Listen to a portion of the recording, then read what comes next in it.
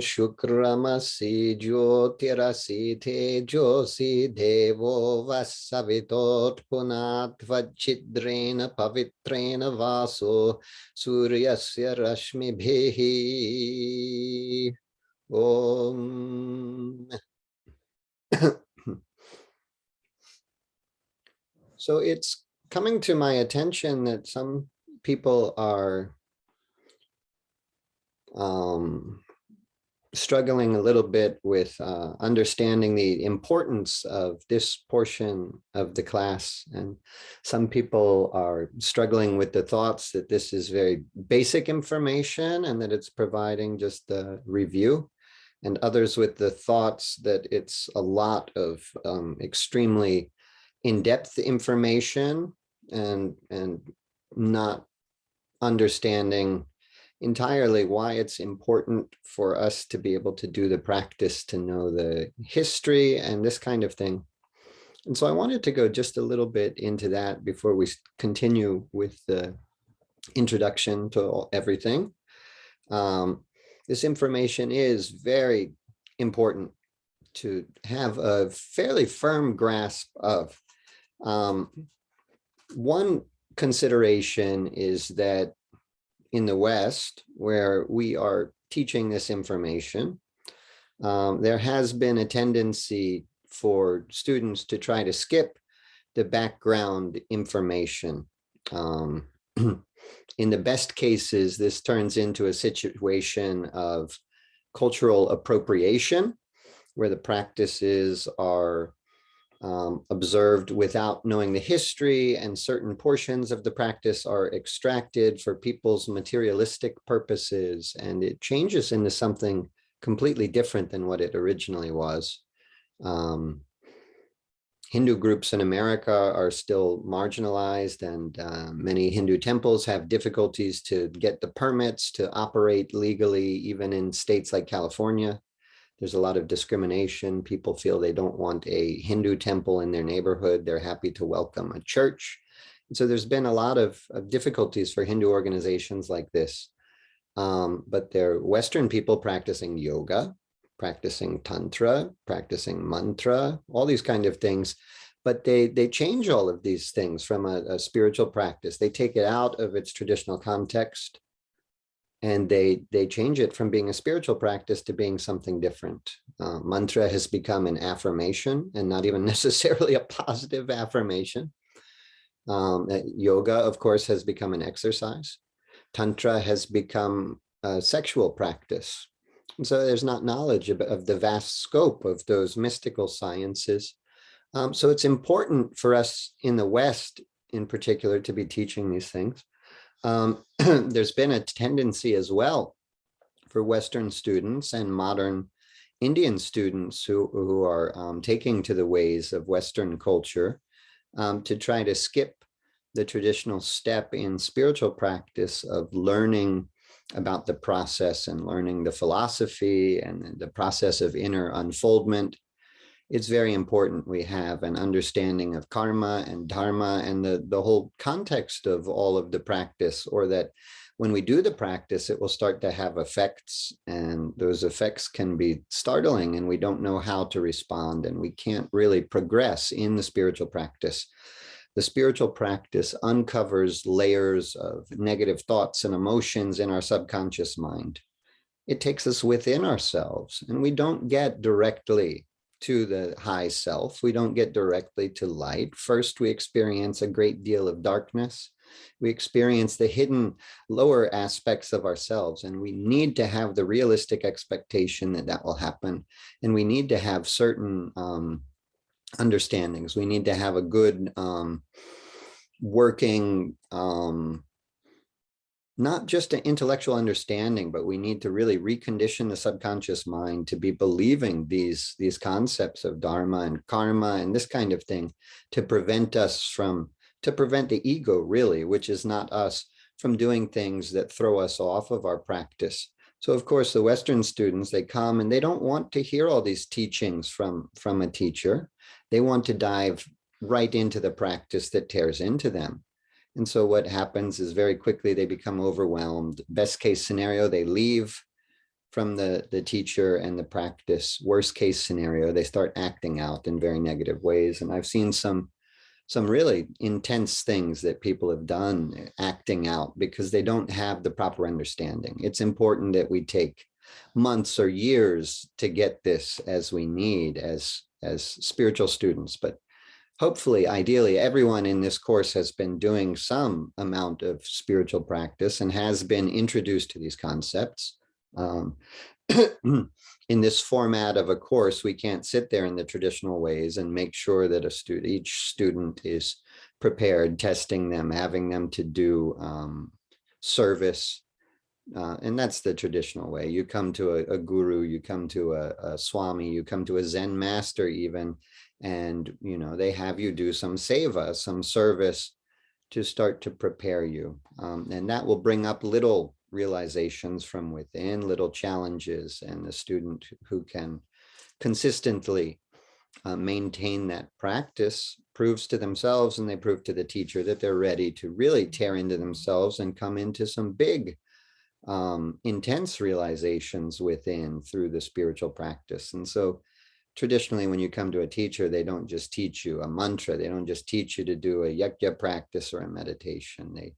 They teach you all this background information first. And of course, we can't sit there for a year with everyone and say, okay, you're ready to do the practice, but we can at least present this information and allow you access to it. So when these things start happening, you don't have to stop doing the practice. You can go back to the teachings that you're getting now and look at the context and the philosophy and the whole system. The other reason it's very important is because for Hindu people, yajna is the holy practice. It's the sacred thing, the most sacred of the sacred practices. It goes back to Vedas, which are universally revered, at least in part, by all Hindus.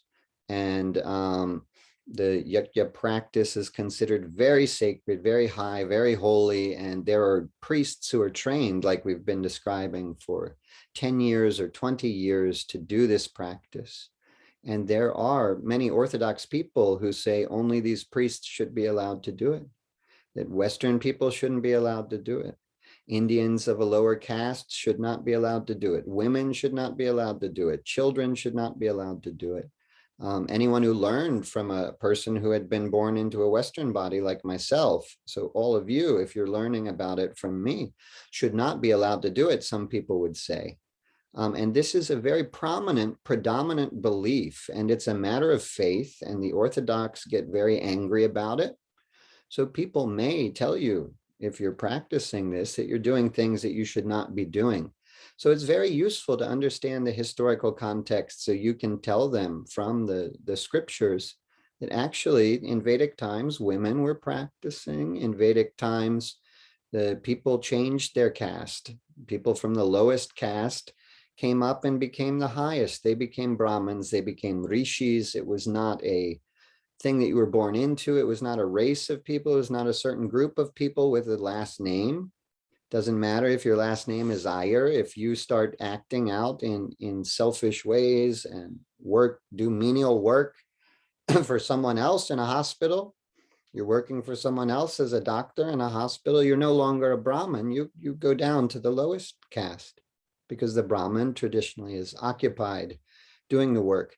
There's so much misunderstanding and so much corruption within the system, in part due to the degradation of the quality of the Brahmin people who were handling Vedas and keeping that knowledge and passing it on and withholding it from certain other people.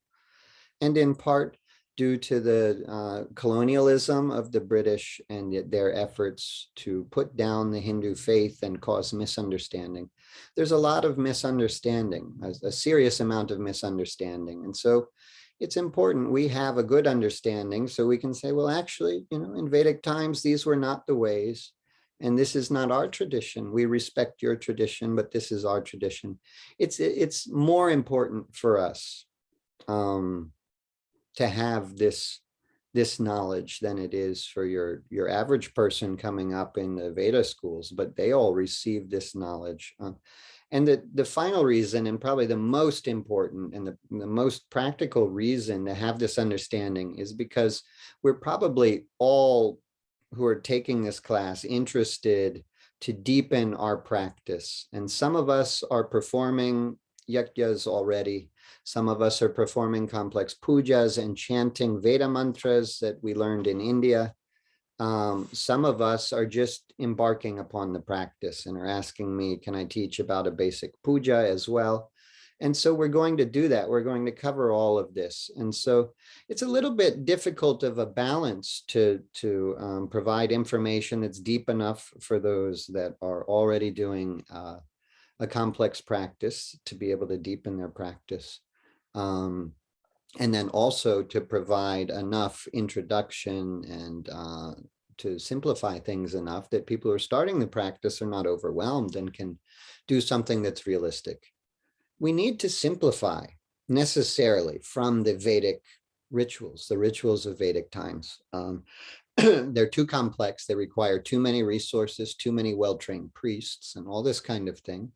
Even the daily Agnihotra requires a priest and a cow and an assistant and all this kind of thing. We'll go into this in detail. We can't accomplish it. We need to simplify to be able to do something that we can accomplish. And so as we simplify, if we can have a thorough understanding of the tradition it came from and the reasons that certain things were done, we can understand the important aspects of the practice to preserve. And it's not necessarily chanting extremely complex mantras. Some of the preparatory practices, like bathing for purity and doing some simple practice, like traditionally the Sandhya Vandanam is done, chanting the Gayatri mantra. And in modern times, that may be the mantra that your guru gave you. It may be the Hare Krishna mantra. It may be Om Namah Shivaya or whatever. But to do something like that is extremely useful. And I'm teaching you all these things so that you can think critically about it with an understanding of everything and decide for yourself what you can realistically accomplish and what you can preserve. And of course, we are here to provide guidance about that. But really, this is about you and what practice you've been doing and how you can deepen that practice. It's much better that you do a simple 10-minute yajam every day rather than you do a big elaborate ceremony one day in the year and then you are overwhelmed because you spent too much money and too much time and you can't ever accomplish it again within the year.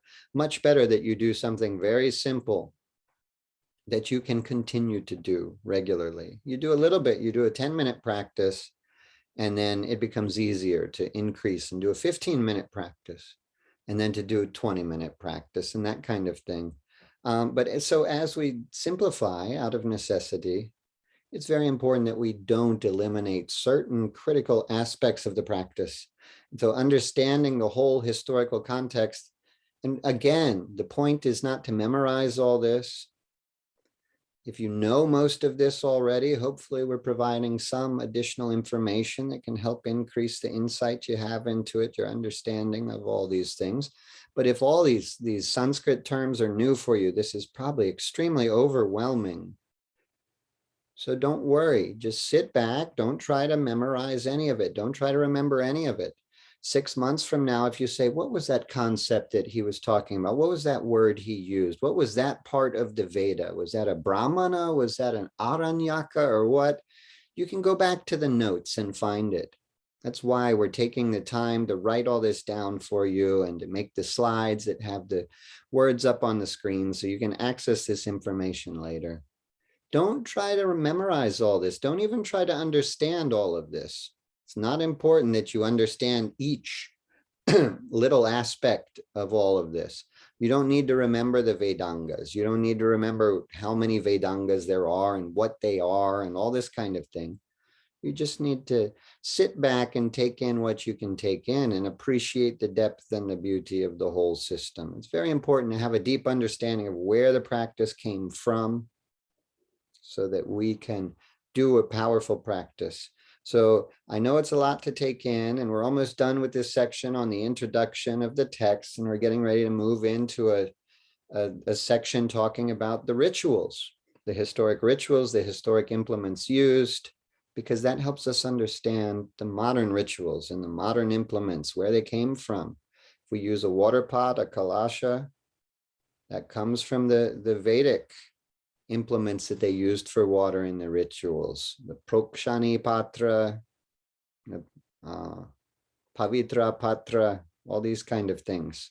And so it may seem like excessive information, but please bear with us. It's important to know, important to realize. Okay, so we'll try to share our slideshow again. We've been going over the Vedangas, Veda, Angas, the Anga, the limbs of Vedas, Vedangas, and there are 6 Vedangas. I think we have successfully shared our slideshow. So just very quick, brief review is Shiksha, tells us of the intonation, the phonetics, the pronunciation of the mantras. Chandas is the meters that are used in the Vedic hymns. And Vyakarana is the grammar, linguistical analysis. And Nirukta is etymology. These help us to preserve the meaning, but more importantly, the sacred mantras, the sacred sounds, and help us to recite them properly. Number 5 is Kalpa. These are regulations for the rituals. And we had gotten up to number 6, which is Jyotisha, the astronomy and astrology. So let me try to skip a few slides here to get us back to where we were with the astrology. Here we go. Let's see. Yeah, here we go. So this is this image, and the astrology, I think we've said before, is the eyes of Vedas, because Jyotisha means light. Jyotisha is the science of light. They say that each of the planets sends out a different colored light. It may relate to the colors of the planets that we use in worship, may relate to the colors of the 9 gemstones relating to the planets, or the 9 grains relating to the different planets. But each one sends out a certain frequency of light, Jyotisha. And that light influences the light in the aura of a person. So if you study the planets, you know the range of the color of light that you could see from them. The sun could provide a dark red light, or light, bright red. If a person's very healthy, very vital, you'll see in their aura a red, bright red color.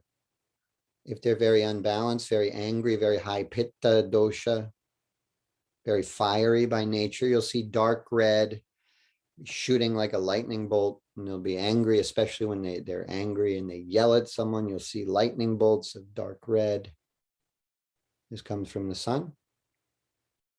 If we understand and we start to see this subtle light of the planets, Jyotisha, light, gives us insight into the nature of the human being, the nature of the aura. We can see in the subtle body these colors, and we can expect, light blue is spiritual devotion. Dark blue might be superstition. Dark green might be anxiety. Light green might be a love of nature. This kind of thing.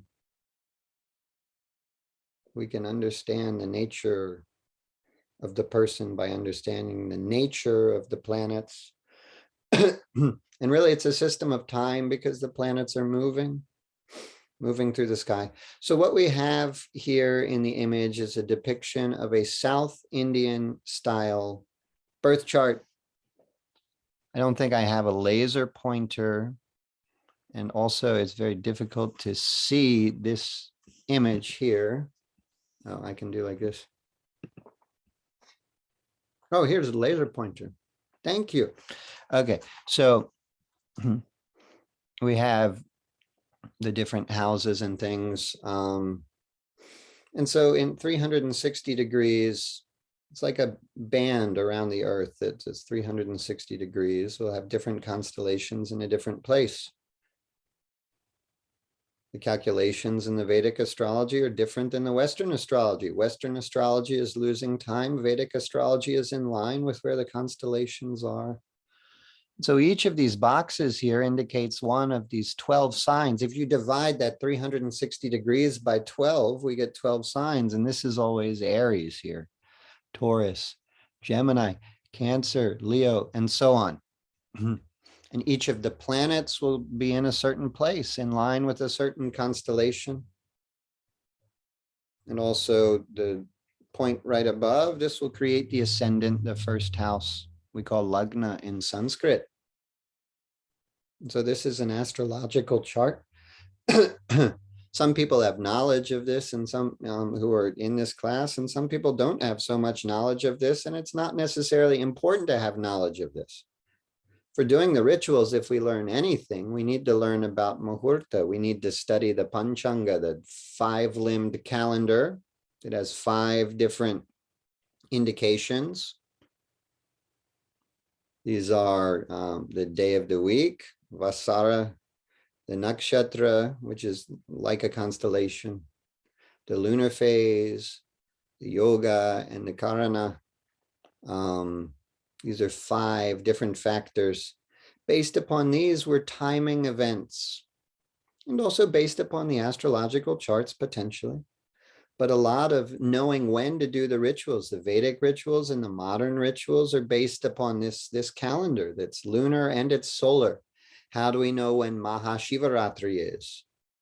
It happens in a certain month, certain lunar phase. Trayodashi should change to Chaturdashi.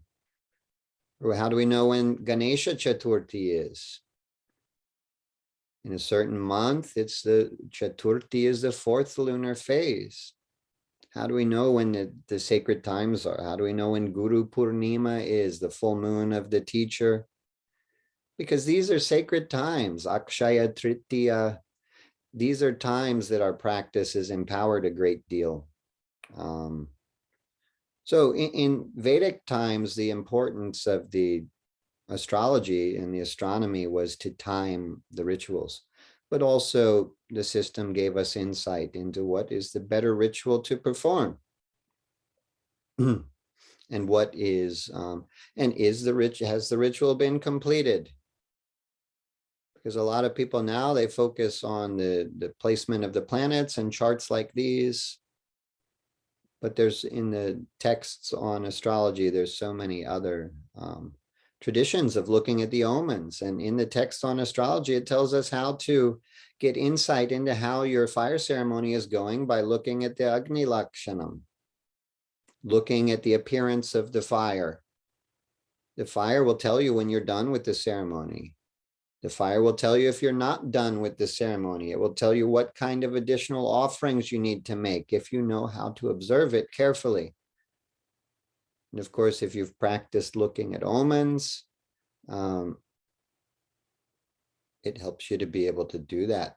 My guru, who taught me all the Yajams, when he was 13, he went into a very strict school of astrology taught by a master in India.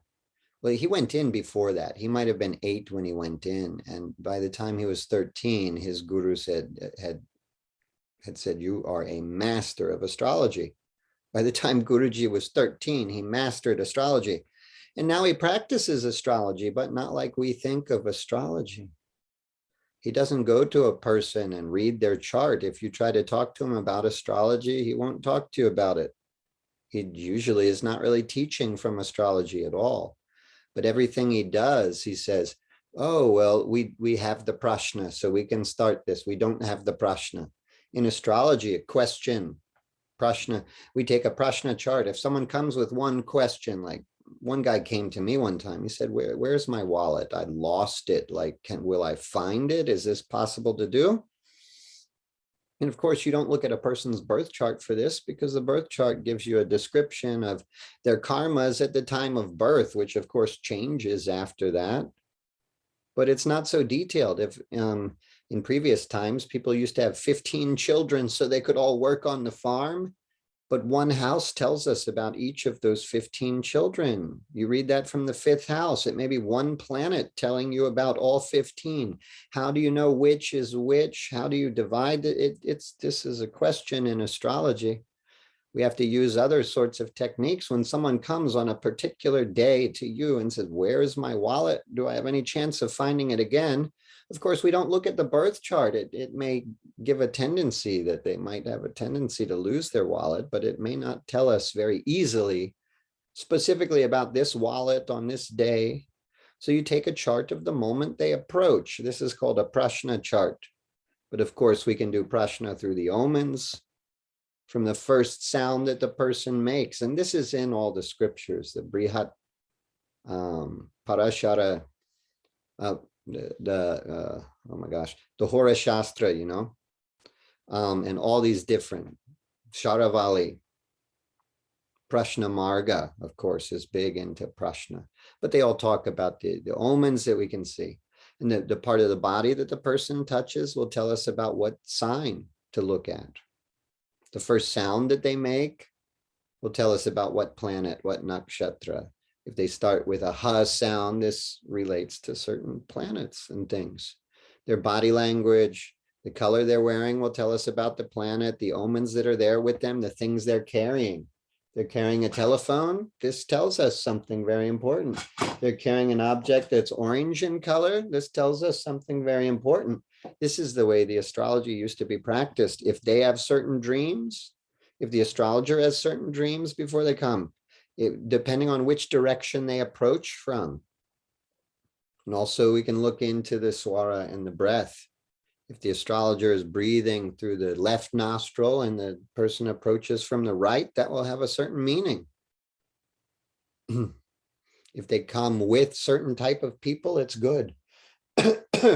If they come with other sort of people, it's not so good. And so this could tell us the answer is no, or it could tell the astrologer, you shouldn't work with that person. And that's something that astrologers are not doing anymore today. Is a good astrologer will say half of the time, there's no answer for you. If you ask a guru a question, if you ask God a question, half of the time there will be no answer probably. You don't need the answer to that. That's concealed for a reason. The guru may not try to explain all that. They just say no answer. And same with God, you don't get the answer. Sometimes if you meditate for the answer to your question, you just get silence. That's how you know there's no answer. So a good astrologer is practicing divination, speaking to God, speaking for God, helping the person to get the message from God. Using the system of astrology and all the omens and the astrological omens and the omens of animals and crows and the omens of what the candle flame does and what the fire looks like and all this kind of thing. We get the answer and give it to the person, but sometimes there is no answer for the question. Sometimes a person doesn't need to know. It doesn't help them, doesn't benefit them to have an answer. That's why a good astrologer will always say, you know, there's no answer for you. I'm sorry, I can't help you. I can't work with you. They'll turn away a lot of the people.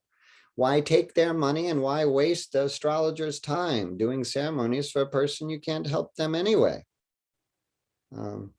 So, you know, but so Guruji, he'll always say, you know, and he'll cancel events saying we don't have the prashna. And he's not taking a chart. He's done enough of it. He doesn't need to take the chart. You know, one time he flew from India to come and perform a Yajam here in Virginia. And, you know, he got to the airport in the middle of the night. He was going to go and sleep, but he said, we don't have the prashna to leave. And he sat in the airport for 6 hours instead of sleeping. Next day, he performed the Yajam all day long, no problem, full of energy. He'd been riding on the airplane for a long time from India and then stayed awake all night, sitting in the airport because he didn't have the prashna. So he's always practicing astrology and he's always looking at the fire and looking at the omens, and we can look in people's face and we can look at people's aura and this kind of thing. And so we can get insight into the ceremonies. And of course, if someone has a particular problem, we look at the nature of that problem through the astrology. And there's so many different systems and beliefs in astrology. There's different calculations. There's different techniques of analysis. You go to two astrologers and they'll give you a completely different description of what is going on. But if they're good astrologers, each will give you an effective remedy. It's important to remember this, because it's like a crystal ball. It's not like a chart or whatever that shows you,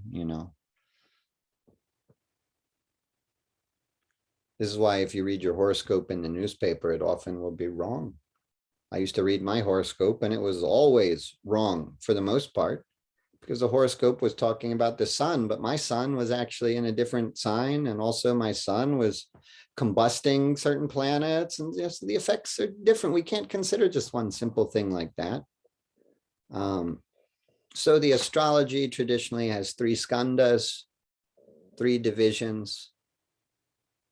And the first is Ganita skandha, which is the astronomical calculations. And the texts for these include the Siddhantas, like the Surya Siddhanta or the Drik Siddhanta.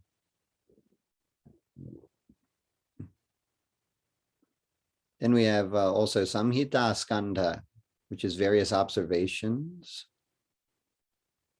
and Hora skandha.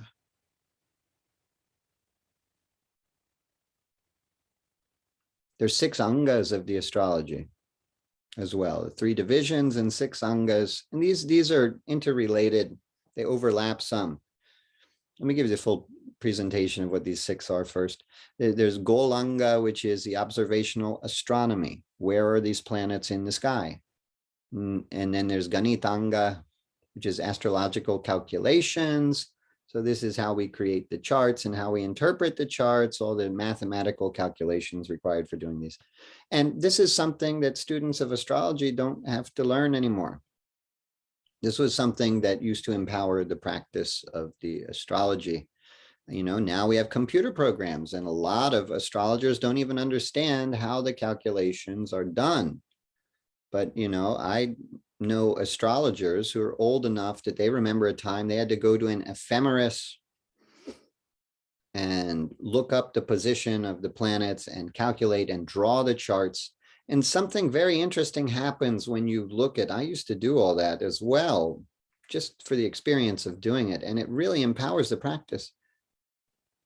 Because when you draw those charts, you have to focus on each little detail. You can easily overlook when it just pops up on the computer screen. You put a birth time, a birth date, a birthplace, and then the chart pops up on the screen. You can easily ignore where one planet is placed. But when you have to figure out exactly where it's placed and write it down and draw the chart and write it down and all this kind of thing and calculate everything and write out which is the planetary period that comes first and comes next and all this kind of thing.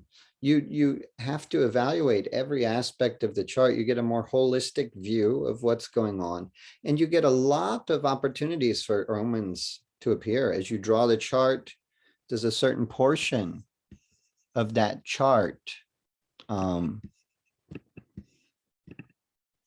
does a certain portion of that chart, let's say this is the area in the chart that relates to the sign of Aries. As you're drawing the lines of this, does one of the lines get distorted? Does it not meet with the other? Is it light? Does it disappear in a portion? This gives you information. This gives you insight. As you write if the planet is in this house, you'll write the name of the planet. You might write ideally in Sanskrit. I've put English so we can read it. This says MO for the moon. As you write that MO, does the O look more like an A? Is it very distorted accidentally? This will give us insight.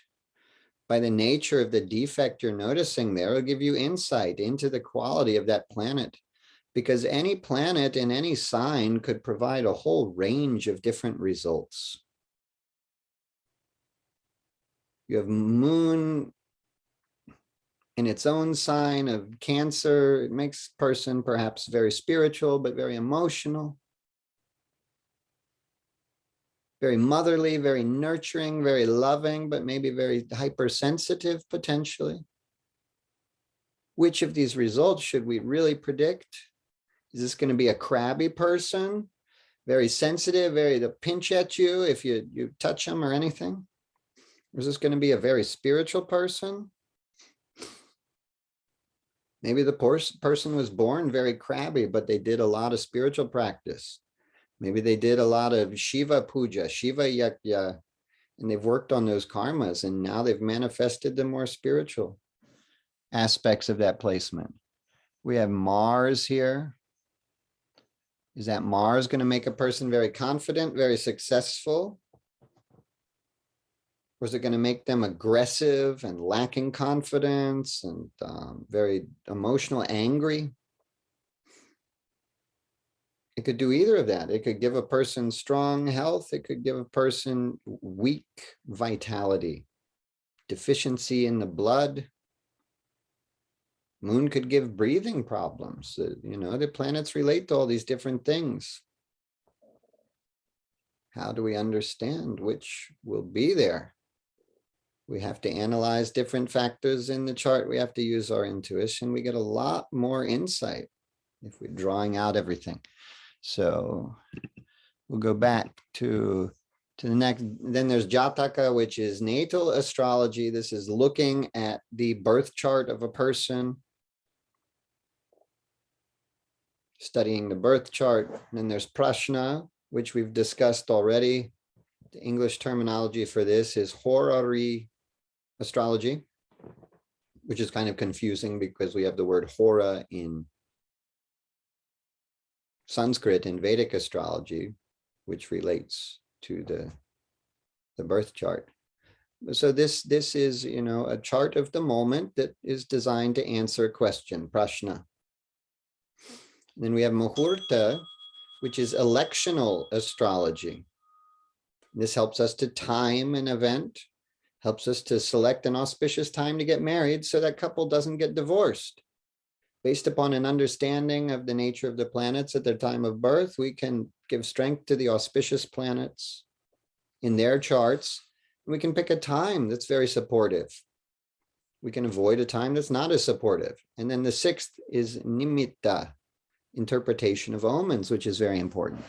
So let's finish quickly. We're about out of time. We'll finish quickly the description of the scriptural sources for these. Texts for Jataka, the natal astrology, include the Brihat Parashara Hora Shastra and Jaimini Sutras. Texts on Prashna include Vara, Hamihira's Dvaijakya Vallabha, and Prituyasha's Shatpancha Shika. Sorry, this text is so small, I've got difficulty to read it. And then there's a text that was anonymous, so we don't know who the author is, which is very, very big text, very important text, Prashna Marga. And then Nilakanta wrote the Prashna, okay, that's big. The Nilakanta wrote the Prashna Tantra. Texts on Muhurta, the timing of things, include Narasimha's Kala Prakashika. Texts on Nimitta, the omens, include the Samhita Skanda texts, as in the ones from Garuda Purana. There's a chapter on the subject in Varaha Mahira's Brihat Samhita, and Parashara has a text on the physiognomy, the looking at the physical characteristics of the person. And there's the palm reading as well. And there's chapters on omens in medical texts like the Charaka Samhita and the Ashtanga Hridayam. Let's stop there, and because we're out of time and we don't want our video to cut short, and we'll finish with the brief introduction to the Vedic astrology and its uses in the yajna ceremonies when we continue. Om.